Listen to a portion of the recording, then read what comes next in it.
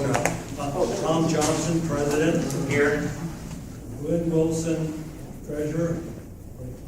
Let the record reflect Mr. Wilson is not present. David Uranga. Here. Pamela Bowman has resigned. John Moss, Secretary, here. Freddie Roymont is not here. Let's explain why. Freddie had a blood transfusion today, so he will not be here today. Freddie, Matthew Valasilla has resigned, but he's here. He'll say a few words in a few minutes. Pamela Gentry. Pamela called and she is not feeling well. She was not able to make it tonight. Peter Lasky. Here. DP Administration. Stephen Koch. Here. Daniel Luna is not here. Mr. President, the roll call has been completed. Here's we have 5 board members present. With that, I'm going to dismiss the board because we don't have a quorum tonight. I apologize for that, but there was some unextenuating circumstances we had no control over. But what we would like to do is, for those of you that would like to maybe share some of your interests or concerns, this would be a strictly unofficial business. There will be no meeting minutes taken.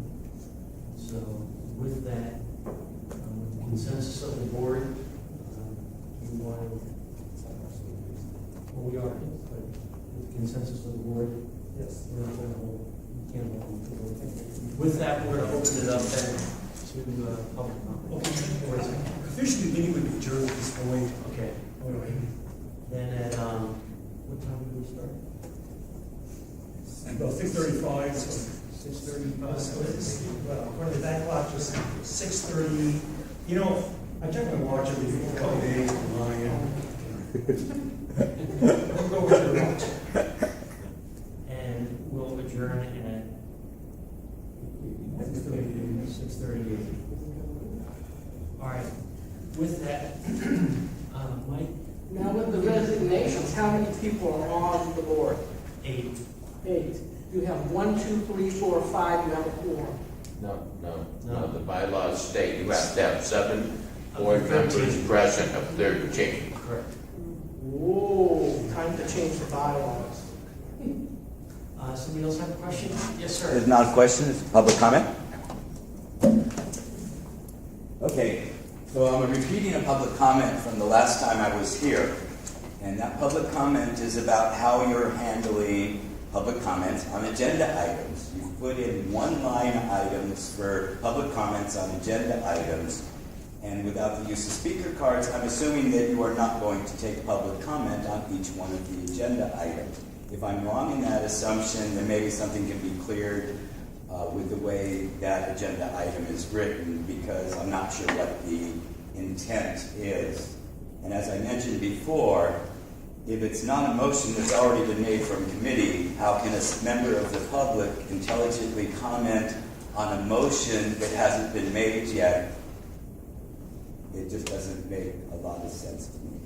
The other concern that I brought to your attention before is the need to comply with the agenda posting requirements set forth by Dunn that are technically part of your bylaws that require that the neighborhood councils email a copy of their agenda or an email with a link to the agenda to all the stakeholders registered in their database. And the reason for that is that the stakeholders be notified in enough time to get to the meeting, to do any research, to make comments on the items that are on the agenda. And the problem is in this particular case for this meeting tonight, I got my early notification system notice of the agenda at 11:33 this morning. I was, needless to say, very concerned, because it said to me that there's no way you could have submitted your agenda to NC support to get the ENS requirement met within 72 hours. Within 72 hours, it's got to go to NC support so that it gets emailed out to us at the earliest convenience of the city. So this is Tuesday. I should have had it yesterday. When I looked at the agenda that was sent through the ENS, the meta tag says it was created at 11:21 this morning, which leads me to believe that agenda was not emailed to NC support until it was created this morning. Now, your original agenda that you put up on the website was created within the time frame, but that's not the one that was sent to the early notification system. So, I got to tell you that I've tried to be as diplomatic about these issues in making sure that the stakeholders are aware of the activities and the meetings that are occurring through the neighborhood council.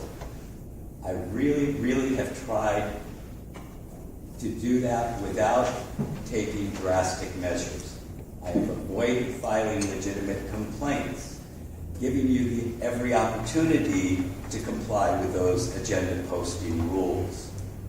Now I'm going to say to you tonight, and I don't like getting ultimatums, and I really don't like giving them, but I am going to demand from the board that they make an unconditional commitment to comply with the done agenda posting requirements as revised. If I do not receive that unconditional commitment in writing to the stakeholders to perform the agenda postings as regulated, then I will then have to take those other steps, which I hope we don't, none of us really need to take, if possible, because it can be avoided. Thank you. William, just to let you know, we have emails to Dylan that went out for Saturday and Sunday. So why you got that today, I'm not sure. We'll look into it, get back to you. Again, what the point is the ENS rule is not doing the job. You have to get that email out to the stakeholders in your database, and then they will get it 3 days before the meeting, because you have to send it at the same time you send the agenda package to the rest of the board or committee members. All right, I'll look into it. You were at the bonk meeting, right? Yes. I made an issue of it there. They cleared it up. It is a requirement. Period. End of story. There's no arguing. Very good, thank you. Yes, ma'am. Hello. Francesca from Cal State Northridge. We were calling Donnie and I from Northridge. We're on the agenda to talk about, to give you all an update on a study that we've done around the multi-purpose event center. We will definitely be in touch for the next, on the next agenda, and talk with you all about it. I just wanted to appreciate you having a strong showing here today. So we hope that the next meeting we're able to answer any questions and talk with you about this development at Seaside. So thank you. All right, thank you. Glenn. So What I'd like to do is give you a budget advocate report. So for those of you who don't know, the neighborhood councils in the city, 95 of them have a process that they select representatives who work with the mayor and the city departments to give input and solicit input from neighborhood councils and also the stakeholders as the city develops their budget each year. So even though it's the fiscal year just started July 1, the city is now working on its budget for the next fiscal year, which would be July 1, 2015 to 16. And so the budget advocates were, there was a budget day held on August 16th, and the budget advocates were elected for the new year term. Pamela Gentry, who's on this board, is one of the 3 budget advocates for the Northwest San Fernando Valley. I'm one of the 3, and then there's a 3rd member with the North Hills West Neighborhood Council. Normally, I will be doing the budget advocate report because you've got Pamela on your board to do it. But because we had a meeting on Saturday and she wasn't there, and I'm here at this meeting, I thought I would give you a quick update. First of all, the time frame, this is a good thing, is the mayor's office really wasn't totally in sync last year, the first year in office. Now they seem to be really in sync with this process. They are soliciting We'll be soliciting from the city departments very soon, and they're working with the neighborhood council folks now. It appears we'll be having a meeting with the mayor at the end of September, which is unprecedented. Usually it's not until March, so it's really early in the process. I mentioned that to you for two reasons. Number one, they really want to get input from the neighborhood council boards and the stakeholders early in the process.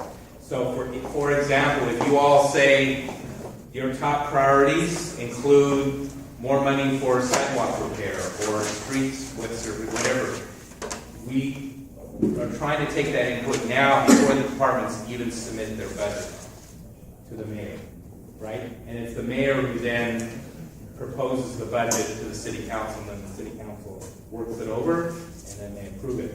So the other reason I want to mention to you is that the community budget day, the regional budget days, day, singular, where they have events throughout the city, has been set for October 11th. Now, unfortunately, that's the Valley Disaster Preparedness Fair for the North Valley, or for the Valley, but it's going to be, I'm sorry, getting my events mixed up. It's the Granada Hill Street Fair on that day. So I know some people are going to be doing that, but you can do both, is the point I wanted to let people know about. It'll probably be in Van Nuys, probably at Rowdy Building. I just wanted to have you put that on your calendar, because we want all of the Valley Neighbor Council board members to come in, chime in, invite your stakeholders, but at least get the input from stakeholders, because that's the time when the mayor's office will be there to listen to the input from each of the regions throughout the city, and it may be the same input or it may be different, but it's early in the process this time, so can hopefully make a difference in terms of the ultimate shape of the proposed budget. Because as you may know, the proposed budget, although it gets tweaked by city council, it's not vastly different. So it's better to get it in the original proposed budget, whatever initiatives or ideas or whatever you have. Excuse me, what day did you say again? Saturday, October 11th. I don't have a time yet because they're still working on the time. It'll be a couple of hours. And if you can't make it, there'll be an opportunity to give some input. The other thing is that I have prepared, I've already sent out one e-blast to the board. You should have gotten that a couple weeks ago as an update on what the budget advocates were doing. I will do another one each time it seems relevant, or Pam will do it, or one of the folks will do it. So if you take a look at that, some of the information may be in the Empower LA newsletter that comes out every Friday, but I know it's a kind of a long thing, so we're going to do both. So hopefully you'll catch it one way or the other. I would also ask, as I did in my email a couple weeks ago, that for each, I haven't seen, actually I did see your agenda, but I don't have it with me. For each agenda, if you could please agendize a report from the budget advocates as an agenda item. That way there can be not just a report under public comment, but an actual, if there's questions from the public or from the board room, you can have actual discussion. So that was a request that we're making of all neighborhood councils. And then lastly, last year there was no budget survey put out to stakeholders, so we do plan to bring that back this time. And so for those of you that maybe weren't involved back when it was last done, that's an opportunity for folks throughout the city to weigh in on what issues they have of concern in terms of priorities, police, fire, streets, whatever it is. And we have in the past had 10,000 respondents. Hopefully we can get that number up. And it's broken out by neighborhood council, it's broken out by region, it's broken out by like the valley, so that you kind of see the differences, what the input is for your particular area. So I don't have a time frame for that now, but it probably will be earlier in the past. In the past, it was right after the holidays, like for the month of January into February. Now they're talking about possibly moving it up so that it's before the holidays. So I'll keep you posted, or Pamela will keep you posted about that.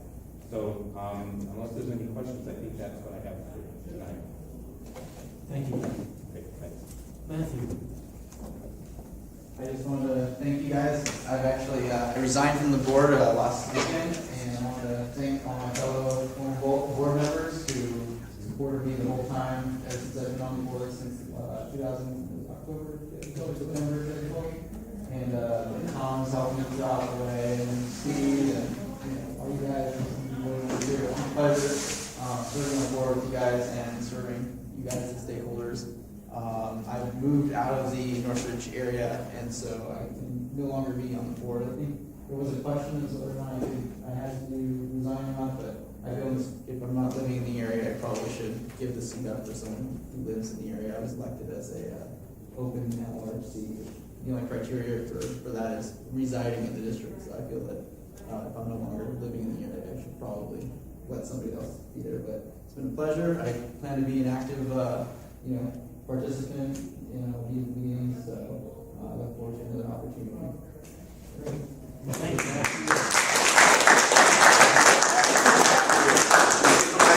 you. You want to give us your Brad Sherman report? As long as you're here, give us the other. Not a whole lot going on. Carson Sherman did in late August on the 24th. He did a town hall meeting. It went very well. Had a lot of great, a lot of people came out and asked important questions. A lot of it was on what's going on in the Middle East, and especially with ISIS and how we're, approaching that foreign policy stuff. I guess the Congressman's view on that is he supports the president right now, and he'd like to see a little bit more of the president making a case for what he's been doing. There's been a lot of criticism in the press about the way he's handling and being, I guess, some people are calling soft on the issue, but he's edging on the air of caution, and the Congressman feels that's an important thing, especially because there's a mix of fighters in there. It's not as simple as having good guys wearing white hats and then bad guys wearing black hats and spy versus spy. There's a lot of different groups in there that are fighting each other, and some of them are not coming to the United States as well. So we're trying to get a coalition. We're not trying to go alone in there and fit the bill for the entire fight. So that's what the Congressman's position is on there. Is there any questions on any other issues that are important to you guys? I know maybe some of you guys are concerned about what's going on locally. Anything we should be doing better in Congress? Get a message? There's some fixing to the Brown Act that needs to be done. I don't think it's a federal issue, but take that up with Matt Bob. First Amendment right issues. Is there anybody else that has any comments? Yes, ma'am. Or, I'm sorry, I just want to go during my report. I don't have any comments for Matt. Thanks, everybody. Matt. Thank you, Matt.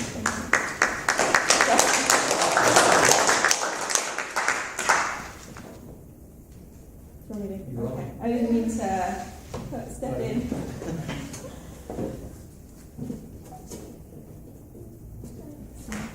Hi there. For those of you who don't know me, my name is Megan Collier. I'm District Director for Councilmember Mitchell Englander, who's your City of Los Angeles representative for this area of the City of Los Angeles, the 12th District. I want to introduce my colleague, Jonathan Proto, in the back. Jonathan, I'm sure many of you heard, and I know Jesse tried to reach out to many of you individually, but our field deputy, Jessie Levine, was accepted to the London School of Economics, where she will be completing an MPA, so we're very excited for her. Unfortunately, it's a little bit of a commute between Los Angeles and London, so she decided to relocate for us. However, we were able to bring Jonathan onto our team. He has been interning in both our downtown and our field office for a little over a year. So we're really lucky that he has a little bit of the lay of the land. He grew up out here in the valley, and if you have any questions, please feel free to bombard him later. He will be your representative to all of the Northridge neighborhood councils, so east as well as south. So Steve, we'll see you in a couple of, or Glenn, not Steve. We will see you in a couple of weeks over at Northridge East. I did want to bring a couple of updates from the council member with regards to different legislation that we've been doing. The first is, I think, something that I know is near and dear to the heart of the Northwest West Neighborhood Council, and that's updates to the ACE program, or Administrative Citation Program. In August, there was a joint meeting of the Public Safety and the Animal Welfare Committees. We're going to be rolling out, it's called an ACE program, where we'll be able to issue a citation for some very common issues within our community, like obstructions to sidewalks or things like that. So instead of the process that we've had to deal with where we cite them and then it has to be heard in court and then possibly order to comply is issued, This would be very simple, unfortunately, like you get a traffic ticket where they just, a police officer or another officer of the city of Los Angeles would be able to write a citation to the property owner, which would be an immediate fine and an order to comply. So it's still being worked on in the city attorney's office. We will be sure to keep you updated as we know about the good work that Northridge West does with regards to cleaning up parkways. This will also be, it's being rolled out right now to LAPD and Animal Services before it goes to other departments within the city of Los Angeles. Do you have any questions on that? Okay, I'm sure. I do have a couple other updates, so we'll just take some quick questions. Do you know any other areas that are being covered at this time other than, I mean, you gave the example of, things blocking the sidewalk. Are there any other things like, public intoxication? Yes, there are. There's Trash. different, they have their existing municipal codes, so it's not any new municipal codes. And there was actually a link to it in our August 22nd newsletter. If you'd like to look it up, I'll give you the council file number. It's council file number 10-0085. And I can also forward the city attorney's report to Tom. Now this may change, as it goes through as it goes through the system, if you will. But I think it's a pretty solid list. What will this do as far as beautification is concerned with the work that we're doing in reporting violators to the Bureau of Street Services? Because the program hasn't gone into effect yet, I'm not quite sure about how it will be implemented, but it's just, it's a change in the way that we would be able to get possible compliance. As you know, now with street services, they have to make contact with the property owner, they have to witness the violation, they have to set a hearing date, the person has to show up to the hearing date. Instead of that, an officer would just write a ticket and give it to the property owner, and then that would be their order to comply. So at this point, should we? Keep on doing what you're doing. I'll let you know if things change, and we appreciate it. Maybe things aren't that simple. If somebody gets a traffic ticket, they're entitled to a hearing. It's really a matter of process. So if somebody, vegetation blocking the sidewalk, they're still entitled to a hearing. Right, absolutely, and thank you for pointing that out. They would be still entitled to a hearing. The process is a little more streamlined, I think is what I need to say. Well, thank you. No problem, thank you. Hey, Yes.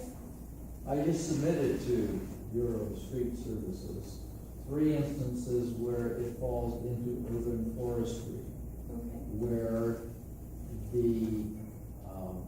because we've been notified that anything in the parkways, trees, fall under urban forestry. But if vegetation expands from the base of trees and is blocking the flow of traffic, you have to expect urban forestry to come out and service that. Now, it's great that you're implementing something where they can write a citation to the homeowner, but is not the city equally as responsible for correcting, since it's supposed to be, 33 years, so they, come out and service tree issues, okay? But if vegetation is going out, should they not be expected to comply with the same parameters that residential owners are expected to comply with, correcting those things that are obstructions to pedestrians? Right, so just like the current program, an inspector or an officer of the city of Los Angeles has to witness the violation. If the violation is not the responsibility of the property owner, a citation would not have been issued. And we still absolutely have a problem with core city services and tree trimming and repaving our streets and things that the council member has been fighting for. So we would do our best to make sure that property owners would not be cited for something that wasn't their responsibility. But will this solve everything? No. Well, like I say, when I submitted these, I made sure to note that it was an urban forestry issue. Yeah. And I would expect them to be as diligent as, if we're gonna cite residential people, I expect the city to be as diligent in correcting whatever obstructions there are. Yeah, absolutely. And if you'd like, The city to be as supportive in supporting that. Excuse me, can I ask you, where is that at? Where the debris is, where you have a tree? Where is I'm gonna, if you don't mind, can we just move along, because I've got a couple other things, and I know we could talk forever about. No, I just wanna know where it is. Ask me later, So, yeah. I can even show you Yeah. pictures. I don't need that. On Okay. Ace, yeah.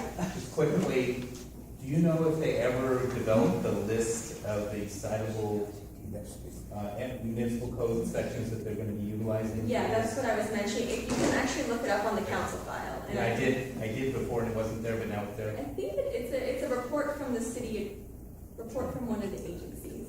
Okay. It's a report back, so and you have to go to like the third or fourth page, but yeah, it's a pretty hefty list.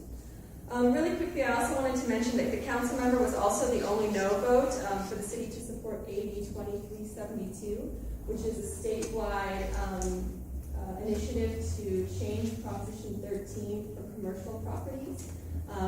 The council member feels that would have opened up a possible undue burden on small businesses who are usually the lessees of commercial properties, and so he voted no against that. And then I also wanted to say, I don't know if you noticed, there was some work on Tampa today. They repaired, the crews were very friendly. I stopped by and said hi on my lunch. They repaired some asphalt work that came off a ramp right there on Tampa, and I think it's it's the street just before Germain, or Tunney, where Germain and Tunney changed. So they did some work there. We were happy to see, and that was as a result of a community member raising that issue. And I think that's it for now, unless anyone has any other questions.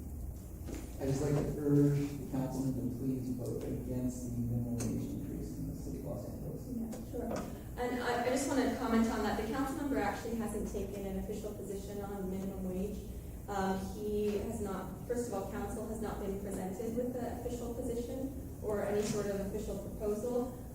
All we have right now is what the mayor indicated in his press conference. He's certainly reviewing the issue very closely, and we appreciate comments from the community with regards to different sides. Thank you, Thank you, guys. Is there anyone else that has anything? Ms. Pam? I just wanted to know if you can put on the calendar, the softball on November 2nd. Well, this is brochure, the actual date is November 2nd, so it's like, Can I have that? That way I can scan it and send it over to the webmaster?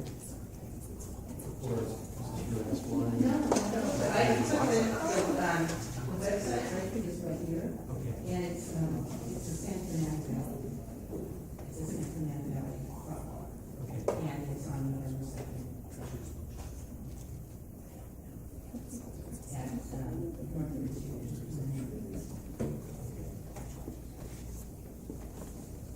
What I'll do is I'll pull up the link and I'll send it to them. Okay, that's great. Sure. Thank you. Anyone else? Yes. I have something to speak on. The little stretch of Lassen that I live on is heavily impacted by nobody. There is no parking enforcement. They will not come to do anything to assist, even having it be civil. It's almost as though parents come and they care less if you live there. They could care less if you try to get out of your driveway. And it has become quite tenuous when you're home and you're trying to get into your home or your driveway. I mean, today, my friend Johnny experienced where somebody just decided to park in the driveway and they pretty much took a shirt. Yeah. So I don't know what it is that can be done, but I would really like to work with somebody on the board to find out if there's something that we can do with parking enforcement since, about 9 months ago, I guess they were going home, sleeping out the day, you know, I died. I would really like to see them do some, well, see. In regard to that, I know what you're talking about. I live in the same area. I called parking enforcement. I called them about, and I spoke to the principal. They put out messages to, when they put out their phone calls on Sunday nights. So that might be something, but parking enforcement basically told me, well, we can't really do anything unless the kid gets hurt, and then we need more than one phone call. And it's not hard, it's actually an LA Traffic Division. It's Officer Panic is his name, if he's still doing it. I know, it's great. It's just a whole stretch of last, it says, no stopping, and it's parked right there. They make U-turns. I don't know how many times I've been almost T-boned just trying to go home by people making illegal U-turns. It is a huge problem. And they come in and there's kids walking there, and it is going to be a kid. My daughter who went to Novell. Every day, and it's dangerous when the cars are pulling out. I think one thing is get a police officer there who's citing it for cell phone usage as well. Exactly. That's and word of mouth. Yes. You know, you start citing and finding some of these people, word of mouth gets out.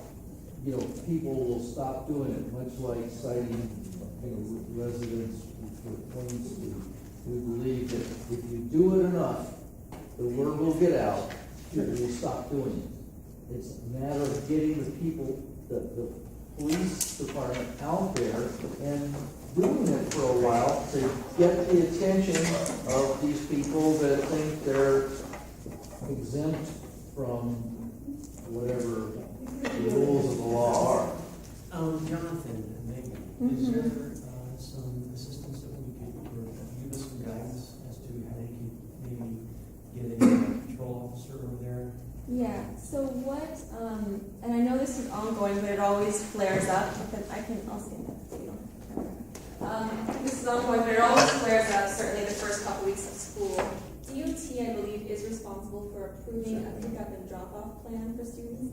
However, there's also school police and specialized officer, and I think that was Panic that you were speaking of. But anyhow, there's someone who is responsible with LAUSD as well for how children are getting picked up and dropped off. It's not just an LA DOT enforcement issue. The councilman actually hosts a principals roundtable, and it's coming up in October, where we bring DOT, police officers, the school board member, some other representatives, our senior lead officers out to meet with the principals, and we review all of these issues, and traffic and pickup and drop off are always a huge one. So I'll certainly make note to talk with the councilman to bring it up at the principals meeting and see. I would encourage you guys to contact the principal. The school is ultimately responsible for the students getting to the school safely and dropping off to school, picked up safely. And it really is something that should be under LA USD's purview, although, we can certainly see what we can do to get some assistance from DOT officers. Okay, but who is responsible for the residents that live on the street? When we have to get out of our driveway, or even heaven forbid, get on to Van Allen. I mean, it's like Well, and the problem is, the problem with the traffic is because of the school. And so that's what I mean, that, we certainly are your representatives and we'll see what we can do, but the plan for drop off and pickup is something that LAUSD is responsible for. The movie shoot is impacting the traffic a little bit. Because there's one side of Merity where we can't drive on. And there's always things like that. If you've got issues with Film LA, filming in the community, you can say, hey, maybe, work within, don't, add fuel to the fire, if you will, by dropping off extra. We'd be happy to talk to Film LA as well on behalf of you. Could the TIFA call whatever the appropriate tollway service is and have somebody who's parked illegally in the driveway or blocking it and have the vehicle towed away? I'm sure once word of that gets around. But she was sitting in her car. And you're welcome to do that. It unfortunately does take some time for DOT officers usually to respond, but you're certainly welcome to do that. That's fine.